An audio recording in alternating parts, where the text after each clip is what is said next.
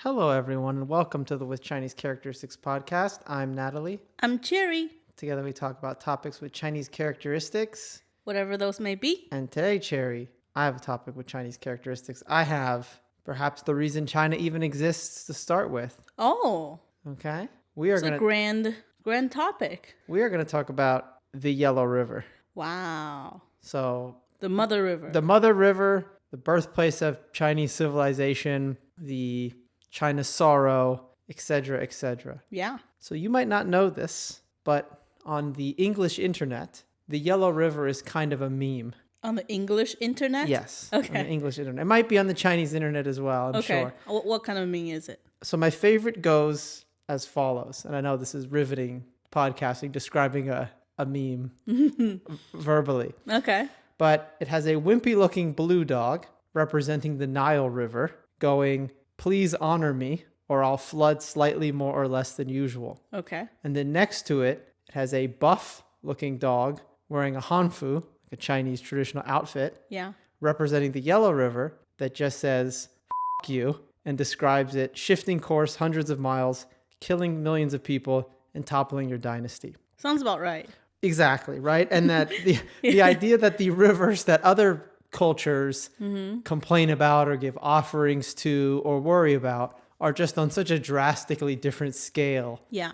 Weak sauce. of hardship than the Yellow River. Yeah. Well, why? Why is this? Looking at the top 10 deadliest natural disasters on Wikipedia, which... In the world? Yeah, in the world. Okay, worldwide. By death count. Okay. This excludes epidemics and famines. Okay. 3 of the top 10 are Chinese floods. Oh, no. The first 1 and 2, specifically, are Chinese floods. Okay. All 7 others are either earthquakes or storm surges caused by tropical storms. So not even floods. Not even floods elsewhere has made to the list. No. Okay. Right? And a lot of those other earthquakes are earthquakes in China as well. But Okay.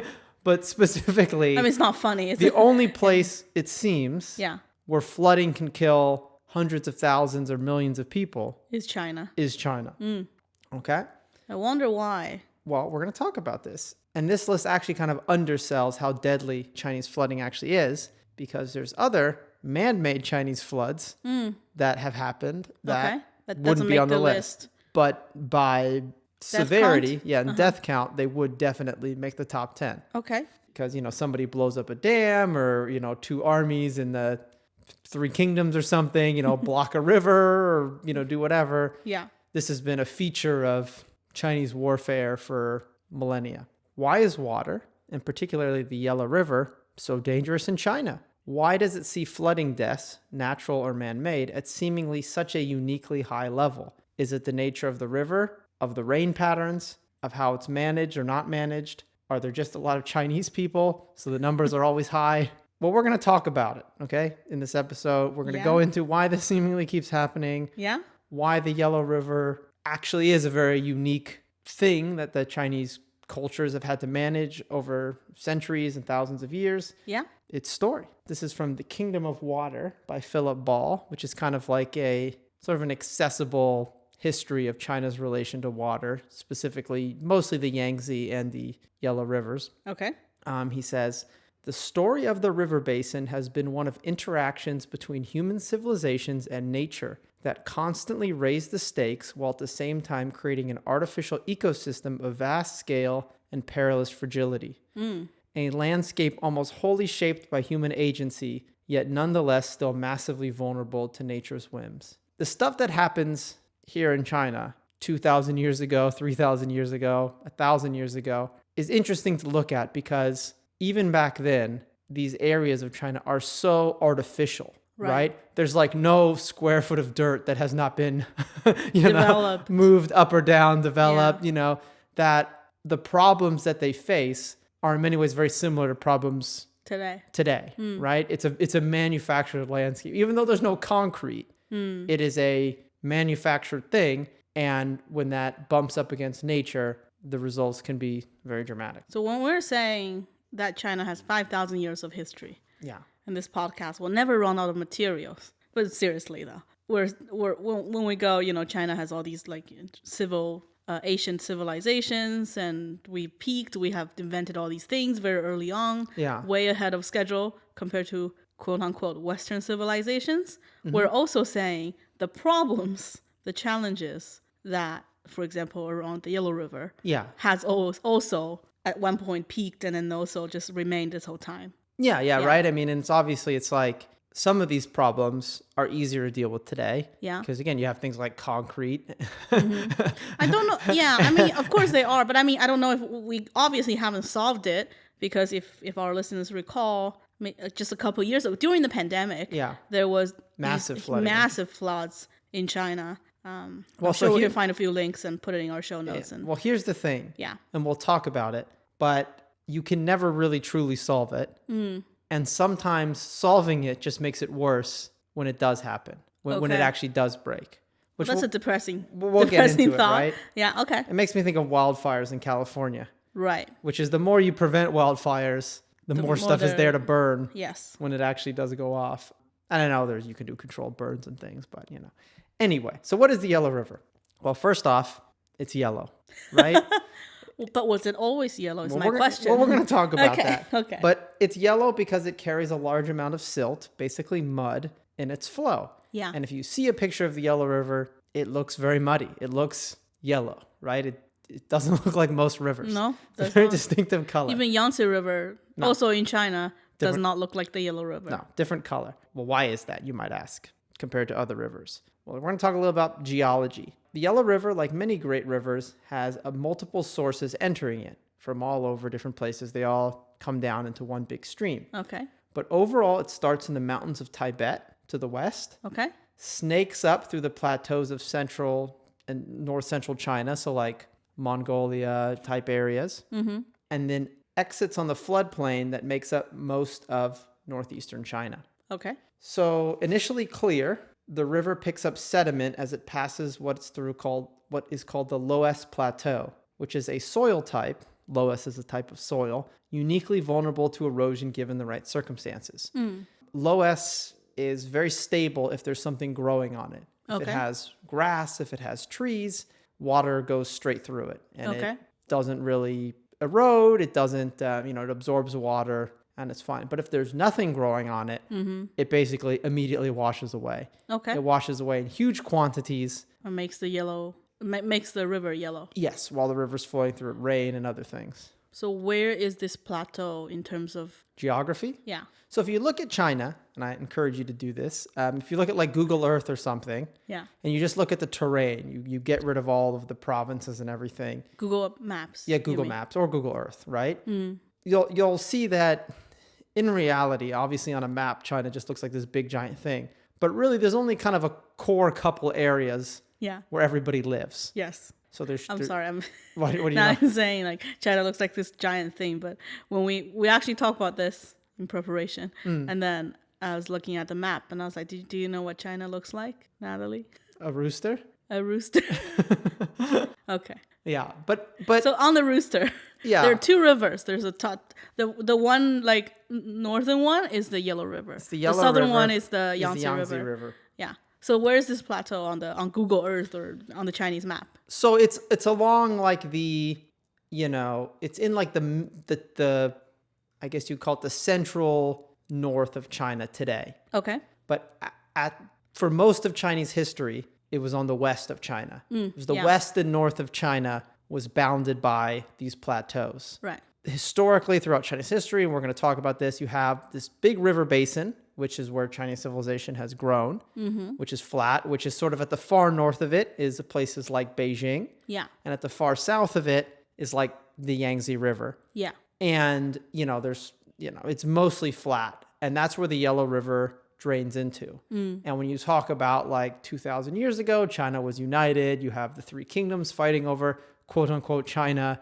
It's just really that area. Okay. It's this area which is surrounded by plateaus. Yeah. And then on the bottom in the Yangtze River. Okay. This large floodplain, which the Yellow River exits to the sea, periodically floods throughout history, distributing fertile mud beyond its banks when it does so. And this is not anything people have done. It's just rivers. The idea of a river not moving is a very human thing. Rivers naturally wander.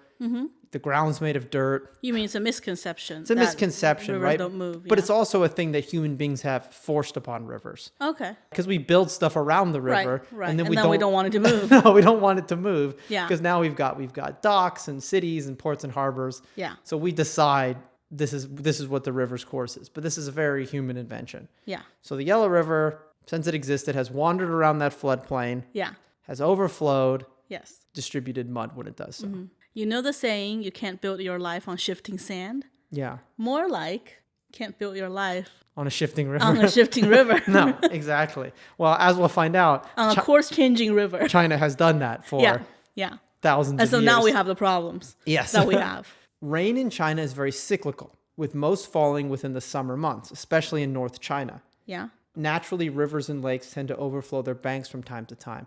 There's this image of China, I think, in the West, right? In the United States and Europe, of this place of like bamboo groves and like tropical misty forests and this kind of thing. And like, that's not where Chinese civilization developed. It developed on a floodplain that doesn't have rain for that 9 months out of the year, 10 months out of the year. And then in the summer, it all comes at once. Because of this, the river suddenly gets a bunch of rain in it, and it tends to overflow. And also because of this, it's difficult to do reliable agriculture unless you get water throughout the year from some other source, which is going to end up being, essentially the Yellow River and other rivers. Okay. Agricultural civilization grew quickly around the Yellow River, as it has in many floodplain rivers around the world. The Nile is another big example. So it's naturally a fertile area. Because it distributes the mud from when the river overflows and the land around it. And it also tends to be relatively flat because when the river overflows, it spreads mud around. Yeah. It kind of flattens things out. Okay. Also, there's a big river there. You can siphon water off of it for your fields. Again, because there's not regular rainfall. I mean, we've talked about this in other episodes, and maybe it's an unfair example, but I always compare it to like England. Like England, you plow the ground, you plant stuff, and most of the time it just rains every week or two. Yeah. And the crops get water. I watched enough of Jeremy's. Yeah, Clarkson's farm. Clarkson's farm, yes. It doesn't always work out that way, sometimes with global warming. Right. But overall, it's more evenly distributed throughout the year. And you don't necessarily need a lot of like hydrological infrastructure. Okay. To farm, right? But China, not that way. So either no rain during the winter, or they all come at once and you have flooding during summer. Yeah. Okay. And it's unless you have a way to take water in the dry times and get rid of water during the wet times, all that's going to happen is you're going to plant a bunch of crops and they're going to get flooded or they're going to die. Right. And so how come this is still the land that we've chosen to build China on, I guess? Civilizations tend to have grown around floodplains for a number of reasons. Yeah. The floods are very reliable, so you can plan around them. Like, I'll plant my crops now. When you say reliable, you mean like on a regular schedule sometimes? Like manageable? Yeah, right? Every summer, all the rains are going to come. Okay. The river's going to overflow. That the river, you can siphon water off of it and stuff. You can be prepared for it. You can be prepared. You can kind of build a complex society around when you think things are going to happen. Okay. Lots of jobs programs too. This way. Yeah. Also, and it's like earlier, it's fertile because the river has distributed the silt when it overflows. Okay. So things tend to be pretty flat and pretty fertile. You have ready access to water. Okay. There's a lot of advantages, right? Sure. Also, just another thing. I mean, people underestimate how complicated it is to do something simple like, level down a hill or cut down a bunch of trees and clear the roots out in pre-modern times. The number of calories it takes to prepare land for farming. So if there's a land that's already ready for farming, it's flat. Yes. Even if it floods once a year or twice a year. Yeah. In some ways that's good because you can, the water floods, you can capture that water. Gotcha. Store it, things like that. So anyway, if you'd like a general idea of this sort of early Chinese civilization, I feel like if you look at a map of the Zhou dynasty, which is one of the early, not really a unified dynasty, but you can kind of see the different kind of areas of it, or the like the Warring States period. You can see it's just really up in the sort of northeastern part of what would now be today China. So, in fact, the majority of Chinese civilization for the first several thousand years is going to be constrained to this floodplain through which the Yellow River drains. It is not until roughly 1,000 years ago that large percentages of China's population will be located south around the Yangtze River. Okay. You know, when we get into we've talked a lot about the Opium Wars and modern China. And by that point, the south of China is where all the money is. South of China is where most of the people are. Yeah. But not 1,000 years ago. That's a new phenomenon. I mean, 1,000 years ago it was getting there, but 2,000 years ago, definitely, everybody was up north. Okay. And part of that also is, obviously, there were people living down there, but either through conquest or whatever else, they weren't part of, any sort of Chinese empire. That makes sense. We call the Yellow River our mother river. We don't call the Yangtze River that. No, that's just the Long River, I think. Yeah. Well, yeah, the Yellow River just means Yellow River, literally, in Chinese as well. But sometimes it's referred a lot as a mother river. Yeah. So, mythical origins. So, Chinese societies of the mythical origins of the Yellow River. We'll get to it. Oh, okay. So it would periodically flood its banks and cause disasters. Okay. Yeah. Though for reasons we'll talk about, it was likely far less dangerous back then than it would later become. Perhaps because of this, though, these floodings, like many cultures, China has a flood myth. Original flood myth. The Bible's got a flood myth. Oh, Noah the Ark. Yeah. Lots of cultures have it. This event, which may have some historical truth to it, happened roughly 4,000 years ago. In it, the waters of the Yellow River rose during the reign of Emperor Yao, becoming so high and unruly that people had to flee to hills and mountains to escape it. These floods did not abate for decades. They may have resulted from certain environmental changes that were happening during the time, or exacerbated by changes made by the growing population of the region. It also could just mean that, they were just regular floods and they had to get it under control. Okay. But regardless, this is from the Shangyu, the Classic of History, which is one of the earliest history books. It said, like endless boiling water, the flood is pouring destruction. Boundless and overwhelming, it overtops hills and mountains. Rising and ever rising, it threatens the very heavens. How the people must be groaning and suffering. So Yao, the emperor, was helpless against this flood. And the first person he put in charge of managing them, Gun, attempted to hold back the waters with great walls of earth, which, when they broke, would cause even greater devastation. So, he would try and pen in the river. Eventually, though, Gun's son, Yu, was put in charge, and he understood the way of water, the shi of water. Okay. Building walls and try to dam and block the water went against its nature. The water should be flowing out to the ocean, and any solution to the flood needed to recognize water's place in the world, both sort of like philosophically and in an engineering sense. Okay. That, water wants to flow, you need to use water's properties to help you manage it. Yu, later known as Dayu, or Yu the Great, instead of building walls, he deepened rivers and dug channels, giving places for the water to go, diverting the river's power and easing its way out to sea. This might also, I think, represent the fact that, the river became used more and more for agriculture and for irrigation. So you take the river, instead of trying to bottle it up or block it from flooding, you spread out its power so that it has more places to go. Okay. And it doesn't overwhelm any one particular place. So more like a redirection and channeling. Channeling, digging more places for it to go, deepening rivers and channels and all that kind of stuff. Okay. This eventually tamed the waters. Yeah. And the flood went away, and it paved the way for organized Chinese society in the dynasty of Xia. Xia. In the dynasty of Xia. Yeah. Shun, the emperor, gave the throne to Yu for his water-taming efforts, and he applied those same energies toward administering the empire. So in the record, supposedly afterwards, then he figured out, all these administrative things and different systems and techniques and engineering things. That's funny. So that was a merit-based succession system.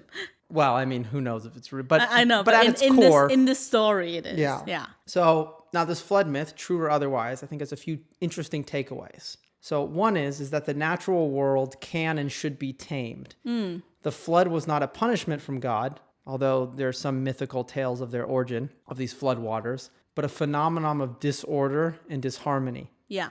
Instead of appeasing a god, the Chinese people must literally control the rivers, and beyond that, control them correctly, which is very different from, some Western ideas of nature, which is like the Garden of Eden. Yeah. Which is the world is a paradise until people messed it up. Yeah. And in China, it's just like, no, the world is a chaotic, overflowing place, and you have to put it into order for people to live here. We make a utopia. Yes. Utopia is not the natural way. No. We create it. Yes, exactly. Yeah. So number 2, China is an engineered place, at least its origins are. Large-scale, efficient agriculture cannot be done without complicated engineering and irrigation works. Which is true. Which is true. Which is not necessarily propaganda. No, it needs to be organized. I mean, you could have a different society there. Maybe people would even be happier. Yeah. But this form of society. But this sort of powerful, centralized society requires this sort of agriculture. In order to upkeep. Yeah, upkeep. 3, mythological problems or problems of a huge, unimaginable scale can be solved by mortal people. Yes. 人定胜天. What's that? The humans will wing over the heavens. Well, so there's a... For sure. There's a story that gets told. Apparently Mao liked this story too. I'm sure he does. But have you heard of the story of the foolish old man? No. So there was this old man... Oh, that moves mountains? Moves mountains. Yeah. Who basically, he had his house in an area and there was a mountain essentially in the way, right, of where he wanted to go. And people had to walk around it. Yes. Maybe it spoiled his view. There's a couple of reasons he wanted to get rid of it. Yeah. He started moving a couple bits of dirt and everybody laughed at him. Yeah. And they're like, well, you're just like one person. How are you going to move a mountain? Yeah. And he's like, well, the mountain's not getting any bigger. I have sons. My sons might have sons. Yeah. The daughters don't factor into it. It's a very patriarchal story, really. Yeah. But eventually, I'll move the mountain. The mountain will get moved. Yeah. Because nothing's going to put more dirt on the mountain, right? Which is not true. Is not true. Yeah. But the idea that like these things that other civilizations just think is unchangeable, historically the Chinese people have thought, no, we can do that. We just need, 30,000 peasants and some shovels. No, exactly. One thing about Mao. Yeah. Or like this brand of communism somehow developed into this, there's nothing that can be achieved with enough willpower. But that's not new. It's not new. They didn't invent it. No. And this, you might think of it as an audacity, right? Because there's the fear of God in Western culture. There's of tampering too much with nature. Yeah. Right? In China, it's like, no, it's because you're not tampering it right. It's like you got to do a different way. You got to use Dayu's methods for the water. As long as you tamper with nature correctly, you're going to be okay. Yeah. Number 4, in some ways, a unified, powerful Chinese state is a moral imperative because without it to manage the rivers and floods, nature will revert to disorder. And this whole situation will fall apart, right? Yeah. It's almost like a nuclear power plant. Someone has to be watching it. Yes. And if it melts down, it's going to cause even bigger problems. 5 is an emperor is not just a political job. They're responsible for nature as well. And they're blamed for nature as well. Yeah. Mandate of the heaven. Yeah. And, it's not just like, well, the river floods. That's just what happens. Who can stop the river, Yeah. It's like, no, you're the emperor. You're supposed to be able to wrangle these natural phenomena and disasters. Yes. And not let them get out of hand. Yes. Through whatever method you may. Yes. Might be praying. Might be, naming a good government official. Yeah. It might be you visiting yourself. I don't know. Whatever. Yeah, right? Whatever you got to do. You could have mythical powers. Or you're just lucky. Or you're just lucky, yes. And there's no disasters while you're the emperor. But it is tied to the emperor's retaining of the mandate of the heaven. Yes. I mean, if the emperor cannot manage, say, with the water, in this case, then he's lost the mandate of the heaven. And, there's some things really, no one can stop necessarily, like earthquakes, right? That's just bad luck if you're the emperor, you get a really bad earthquake. Yeah. But as we'll talk about, these sort of flood situations, they really can be managed. They're really not a natural disaster. They're like a natural failing of the state to prevent it. They can be managed to an extent. Well, no. We're going to talk about it. Okay. So, spring and autumn period and hydrological works. There was the warring state period. Yeah, so there was the Zhou dynasty, which was sort of a weak central little state with a bunch of other states that theoretically had allegiance to it. But by the time of this period, they were all stronger than the Zhou dynasty. Warring States period, all of these other states tried to take each other over and form a new, stronger, more centrally controlled dynasty. Yeah. This was a very influential time in Chinese history. Taoism came from this time period. Confucianism came from this time period. Everybody was trying new ideas. You had all these states that were all trying to figure out new techniques and new technology and new methods of thinking and administrative to get an advantage over their rivals. There was the saying 百家争鸣 period, which 百 is the same as the 老百姓 百, which means 100 houses of thoughts competing to be the loudest. And part of this was engineering. So this is from the Yellow River. Okay. So these centuries, when the Yellow River floodplain was contended by numerous small polities, were the eras of the first levees and canals. These earthworks and waterworks offer the earliest evidence of downstream channelization and wetlands drainage. Every little empire, every little kingdom and state was trying things. They were bringing new land under cultivation, trying to figure out, how do we get more rice? How do we get more wheat? Can we use the river to flood other places that are down the river? Can we block it off? Can we do whatever? And one of the things that assisted Qin Shi Huang, who was going to eventually win. Yeah, I don't think he was Qin Shi Huang yet at this point. Well, but I mean, Qin Shi Huang means the... Yeah, okay, I know, but it's less confusing if I just call him that guy, yeah. Who's going to become the first emperor. Yeah. Was his heavy utilization of engineering works on the Yellow River. Projects? Water Yellow projects, River. Okay. Right? So he was able to utilize it to his advantage. Yes. So we have the mythical origins of all these structures, but the Warring States is like kind of the first big entrance into the historical record of them, where we have evidence of people building them in huge numbers. Okay. So you're Qin Shi Huang. You've unified China. What do you do now? Well, first off, you establish borders and you place forts there to defend them. Yes. The largest threat is often to the north and west, where there are various semi-agricultural peoples, semi-nomadic peoples, who periodically fight and raid. They can also organize into larger kingdoms and confederations, which can threaten a dynasty's control of the empire. And they can do this on very short notice. Yeah. He's concerned. We talked about this in our Great Wall episode, but that's where the first sort of quote-unquote Great Wall comes from. Yeah. He built forts and walls all along the plateaus surrounding the floodplain of the Yellow River. Yeah, protecting, quote unquote, or dividing the territories that are dividing China that he considered to be China from the barbarians. Yeah, I missed a moment where he said, "You're Qin Shi Huang. You've united China. What do you do now?" Yeah. Lots of things. For example, burning down all the books and killing, persecuting all the Confucian scholars, or start thinking about what a great giant tomb you're gonna have, and drinking lots of mercury. Yeah. All the mercury you can drink. Anyway, but yes, so the water projects. Yeah, and so again, like you said, this is not really about stopping armies. It's more about stopping migrations of people. Yeah. And preventing horses and other animals from grazing across these borders. Yes. So this requires a lot of people. Yeah. It requires a lot of soldiers, a lot of builders, and bureaucrats. All of these people who need to be now up in these in these plateaus above you, and they need to be fed. But this is 2,000 plus years ago. Yeah. We don't have canned food, so they need to grow the food on site, right? I mean, even with canned food, that's why Trump couldn't build the wall, okay? Because it's a whole involved infrastructure project. It takes years of efforts. Qin Shi Huang tried it with a smaller territory, smaller borderline. Yeah. And you got to stick millions of peasants up there. It's exhausting work.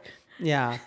You got to put all these farmers up there to grow the food for all these things, because they essentially have to be self-sufficient. So these are less like military bases and more like soldier settlers. Yeah. No, you're essentially not immigrating. You're colonizing the land. Yes. Yeah. You're cultivating the wasteland, Cherry. Sure. As they say. The Qin enacted multiple huge forced migrations to the north and west, and their later successors did as well, where new mass-produced iron tools were used to break up the land, chop down forests, and open new land for agriculture. Even after the Great Wall was mostly abandoned at the end of the Qin dynasty, these efforts continued.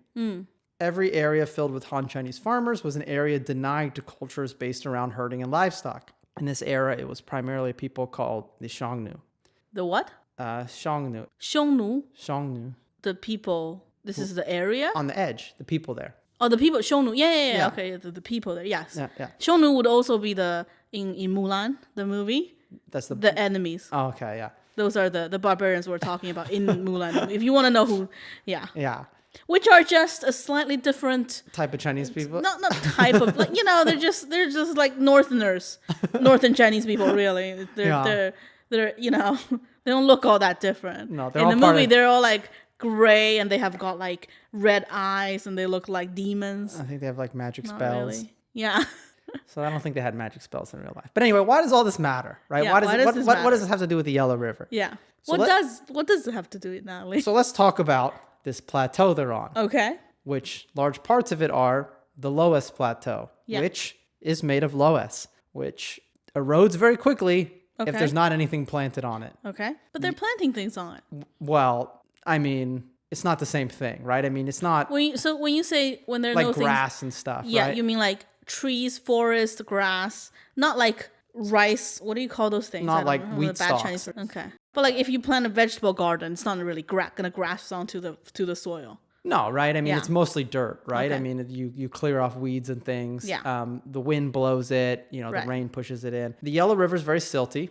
It sometimes can be like 20 to 30% dirt per volume. That explains the color. Yes. And this Loess Plateau has multiple successive dynasties forcing farmers to migrate to, cutting down forests, burning down grasses, and in general, removing natural vegetation from the landscape. Loess is extremely vulnerable to erosion and began to flow into the river in increasing amounts. Compared to what will come later, though, this erosion is still minor. However, it was enough for some dramatic effects. Okay. The book, The Yellow River, A Natural and Unnatural History, is very interesting because they do a lot of research and they look at things like sediment levels year by year. I guess there's places you can cut into the soil and see how much sediment was deposited year by year. They look at things like pollen in the layers to see how much plants were around at the time. Okay. And they also look at things like reports of natural disasters and government notices and documents describing like repair efforts. There's a couple general periods of history we're going to get into. And one is like there's not a lot of natural disasters and the government doesn't spend a lot of money on the river. Okay. So it's a good time. Which tends to seem that means things are good. Okay. Right? Then there's situations where the government spends a lot of resources on fixing the river, or there's a lot of disasters, which implies that the river is difficult to manage. Okay. Because you wouldn't be spending that money if you didn't need to. Right. And if the river is having disasters, it's having disasters. So this sediment that gets washed down goes into the Yellow River is yellow. It settles in the bottom of the river as it comes out of the plateaus. Right. During the drier parts of the year, the river flows slowly and it's very muddy and it fills up the whole bottom of the river. Okay. And then when the flood comes, now the bottom of the river is higher. Because there's all this mud. Because all this mud in it. Yeah. Which means it overflows. So it's a raised river bed. Yes. Is the word, yeah. And it overflows. Okay. This is initially solved with a patchwork array of waterworks. You build levees along the side, you build walls along the side of the river to prevent it from overflowing. Okay. So basically raised the banks of the river. I know, but like when I say the raised water, what do you call it? Like the water height? Yeah, water level. Raise the water level. Let's just make the walls bigger. Taller. Make the walls taller, right? Yeah. Or we build walls where there weren't any walls before. Okay. Also, you have things like drainage canals. If the river is getting too big, you let the water out in a controlled way rather than it just exploding over the bank. Right.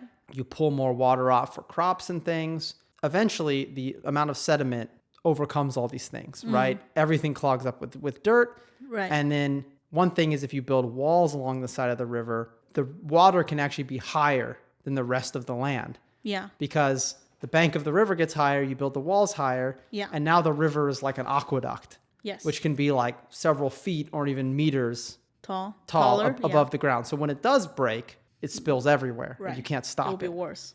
Near the start of the Common Era, so 2,000-ish years ago, the Yellow River flooded dramatically a number of times, most specifically in 132 BCE, which they tried to fix it for 20 years and they couldn't fix it. It would 20 years? It's one generation. Yes. And it was just, the Yellow River would just, whatever happened, the flood season explodes everywhere. Hopefully it doesn't wipe out your town, or your fields or whatever. So in 110, though, the emperor figured out, he's like, we're going to fix it this year.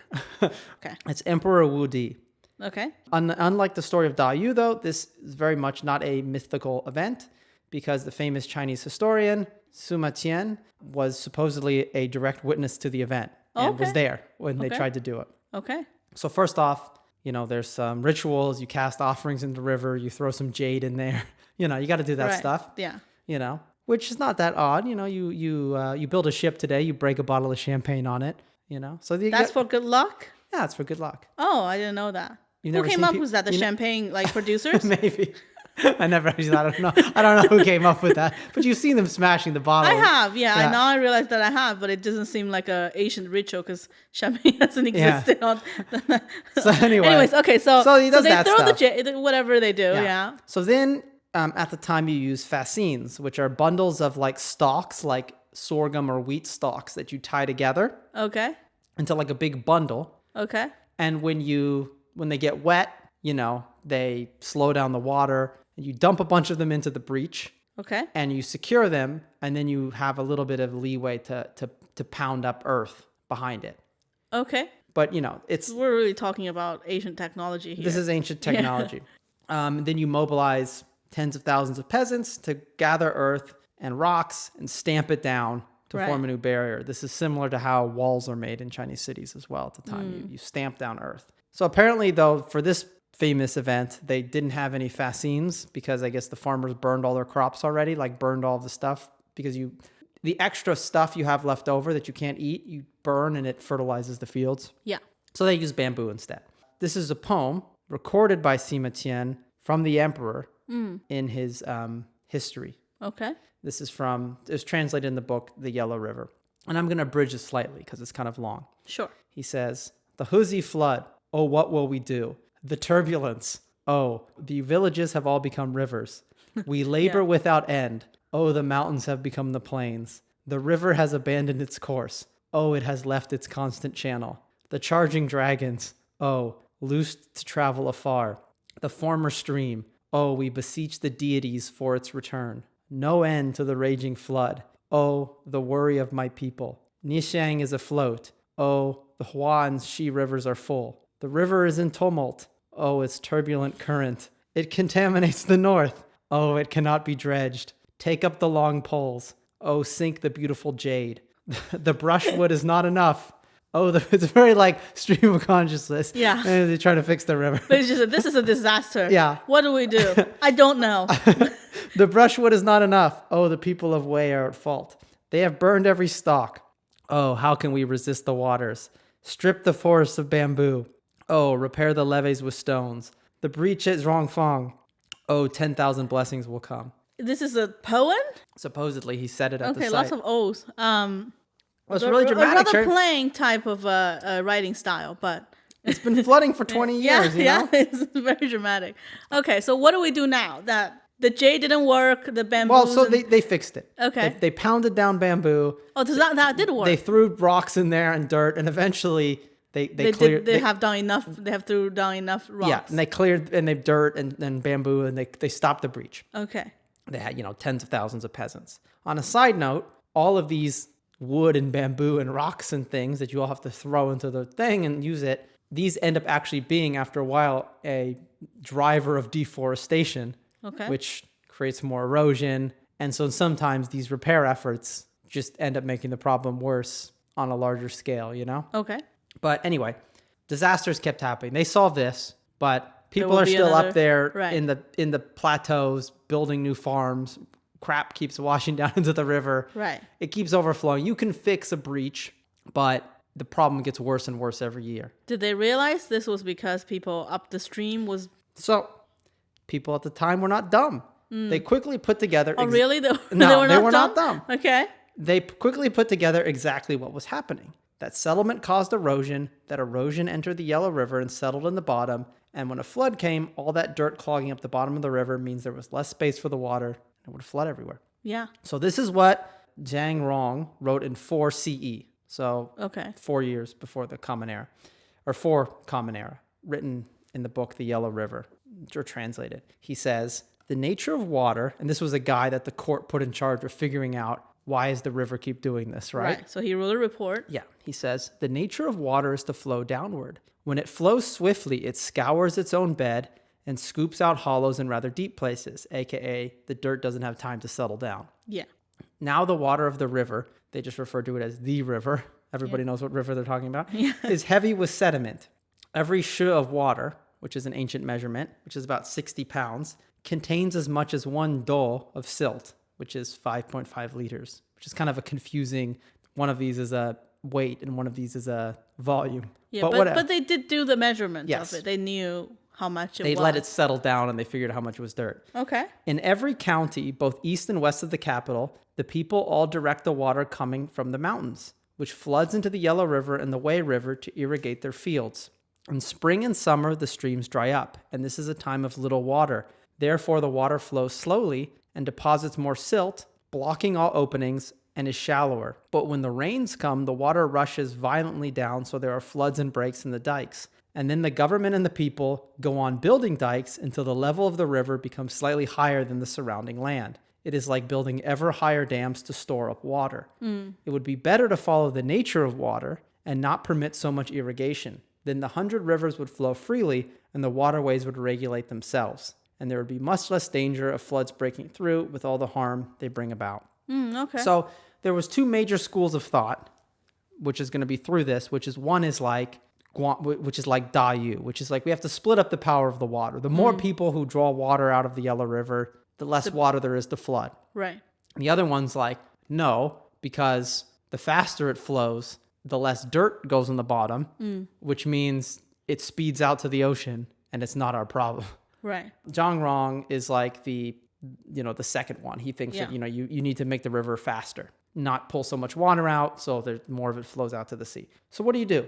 Well, he's right, but he fails to recognize, at least in this excerpt, that China's huge population is only possible by managing the Yellow River and siphoning off all of this water for irrigation and transport works, canals, all this stuff. Now that has happened, it must be constrained to a single channel. The vast array of these irrigation and transport channels that fed and transported goods would fail otherwise, not to mention the direct deaths from water and disease. So there's obviously a lot of analogs to be made here with modern climate change. Is they recognize we're overexploiting this resource. Yeah. We're doing stuff we shouldn't upstream. But politically and the realities of economics, they can't stop doing it. Or they won't. No. Either way, but they're not going to stop doing it. They're not going to stop doing it. So in this point, remember, the Yellow River basically is China. Yeah.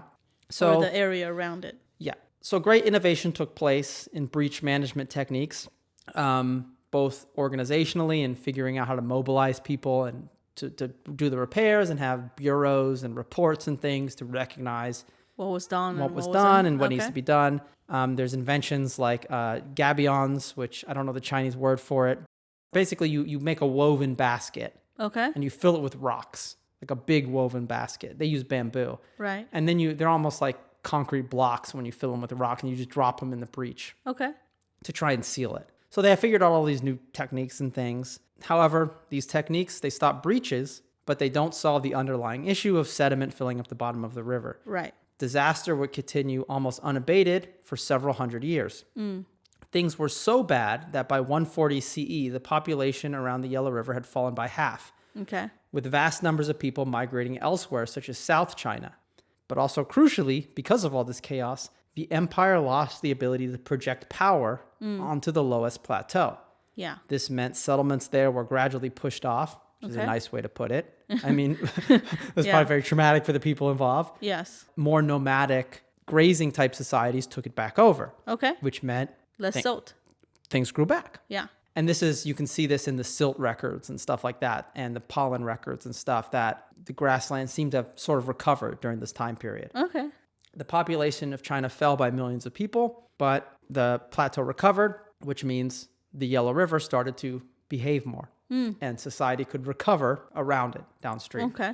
I mean, it seems to me that at this point, or up to this point, you'd come to the easy conclusion that maybe we don't colonize upstream. Maybe we just let it be. But Cherry, but we're not going to do that. You say that, but then we're going to talk about the Song Dynasty, and like that's where the Jurchen are going to come from. Yeah. To burn down the capital, okay. right? You know what I mean? So it's like, that's true, yeah. On the one hand, it's like you got to manage the river, but it doesn't matter if you manage the river, right? If you're not in control of China, right? That's true. Who cares at that point?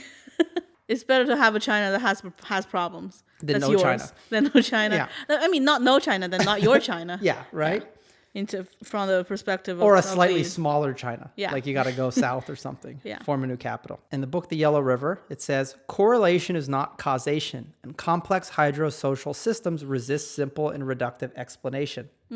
That said, there are few attestations of flooding between the 1st century and the 8th century, despite the fact there are also few records of floodplain management. There's not a lot of records of disaster, and also it doesn't seem like it was a big concern of people at the time. So that's 400 years. That's 700 years. Well, when you said...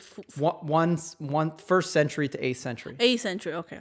Well, that's a pretty good long period. Yep. That we've enjoyed the relative peace of the Yellow River. It doesn't mean there was no efforts. It wasn't 100% self-solving. There were efforts taken around the 1st century, end of the 1st century, with this official named Wang Jin. He recognized that silt was the issue. He did some stuff to try and solve it. He straightened the path of the river in some places so it would move faster. He built these things to trap silt, and then when the river level was low, you could dig it out. Things like that. Okay. Dredge some channels. But overall, it seems like that was not kept up for long. And mostly, when the Loess Plateau recovered, the sediment really slowed down and the river stopped flooding so violently.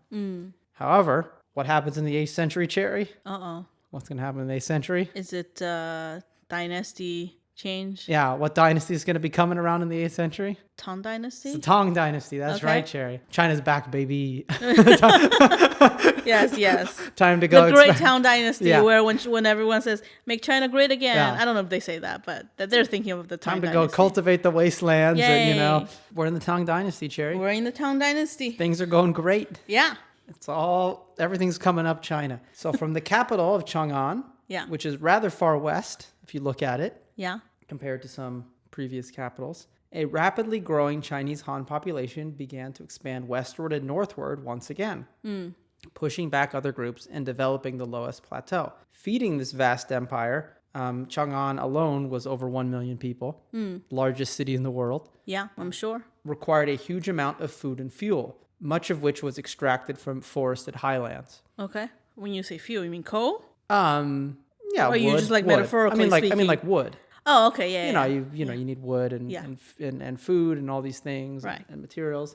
And again, my limited modern mind. Unlike a lot of empires to the west of China, China traditionally builds its capitals not on the coast, which means everything has to come either over a river or a road. Yes. To it, which means those systems become very important. Rome was on the coast, London's on the coast.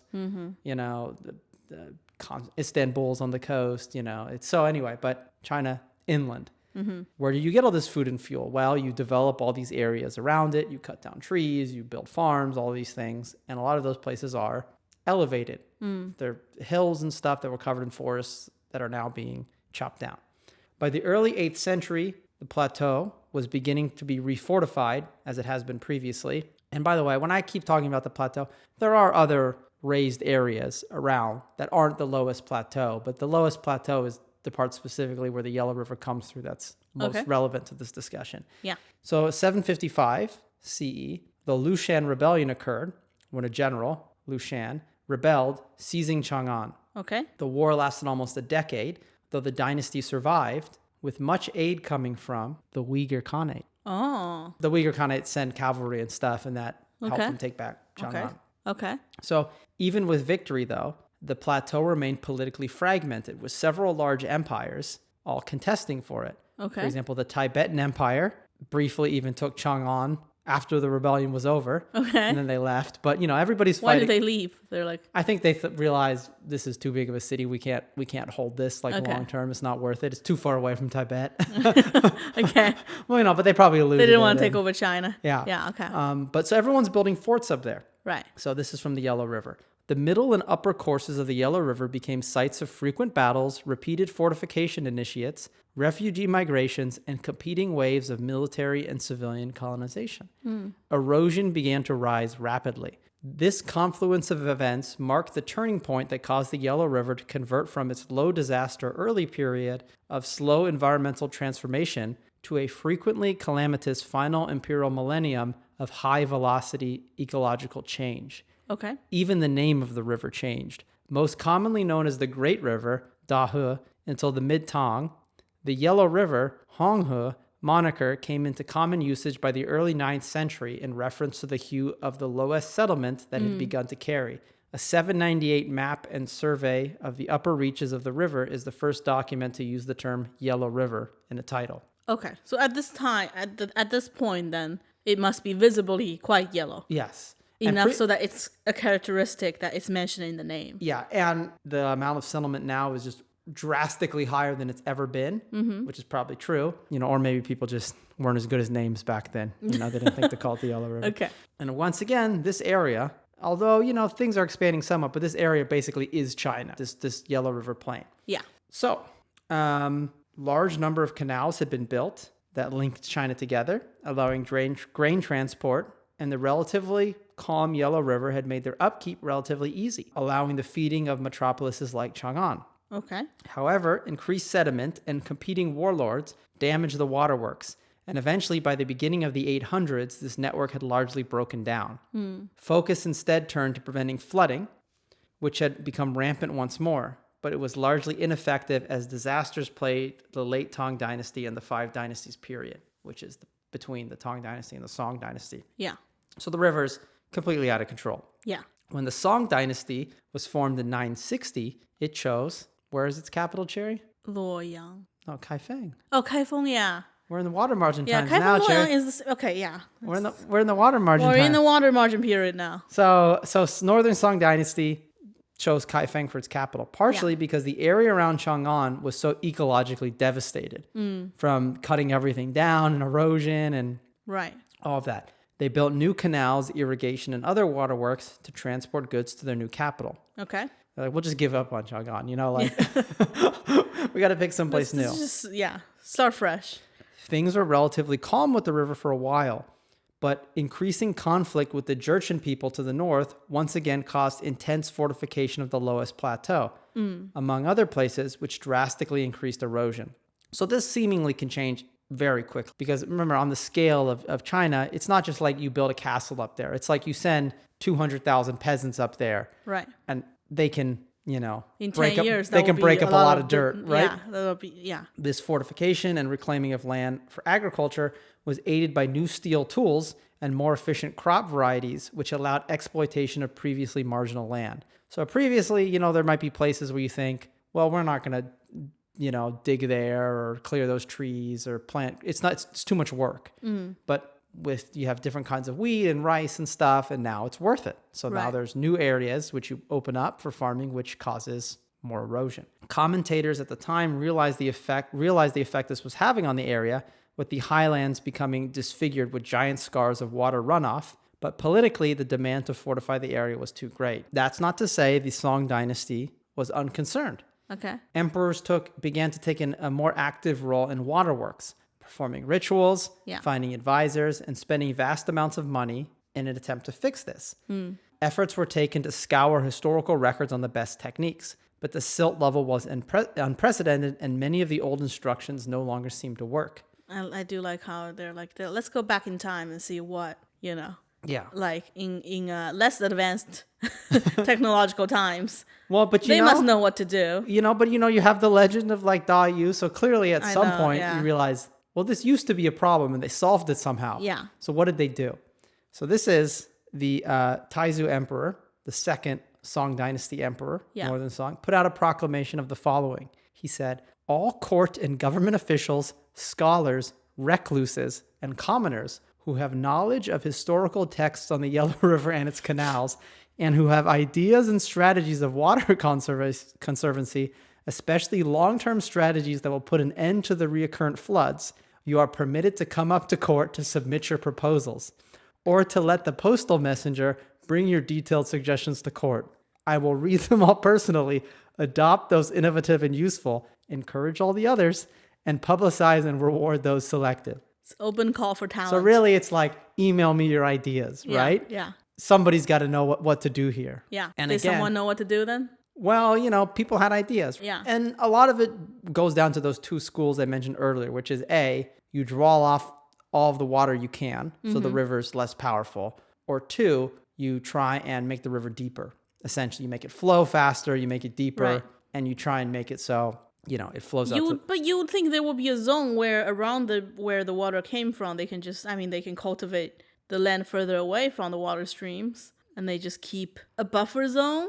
Well, no, but the issue is that if the river floods dramatically, it will literally go in a totally different direction. I mean from the upstream where the suet gets washed down. Oh, but it doesn't matter because eventually, Cherry, all rain washes out to the sea. It doesn't matter where That's true, okay. It doesn't matter where you farm. Right. As long as you farm in the area. If you look at that area of China, you have to the west you have hills, to the farther west you have mountains. Right. Then you're in the flat place, and then the sea is to your east. Okay. It's one big ramp. Right. Going all the way out to the sea. As long as you want to develop over there, you're gonna have to deal with it. Okay. So they dug drainage canals, they built levees, they built walls and dikes, they planted trees along the tops of the riverbanks to try and control erosion. They did all of these things. Okay. There's records of it. Huge numbers of peasants were mobilized, huge death tolls from disease and accidents. You're getting these peasants to do stuff. Fortunes were spent on materials, yet disasters kept coming. Soil quality continues to erode from these disasters because the stuff that gets washed down, it's high in minerals that can get deposited around the soil. Right. Because this is no longer the fertile, productive dirt that came before. This is like sand and like other stuff that's you don't want in your fields. We're going to talk about some of these other techniques in the next episode, which China's going to continue to do. But regardless, the response kind of remains regional. There's no attempt to stop the colonization of the plateau up north. Right. There's no attempt to form a unified strategy. Each official just tries to make sure the disaster doesn't happen on their part of the river. Right.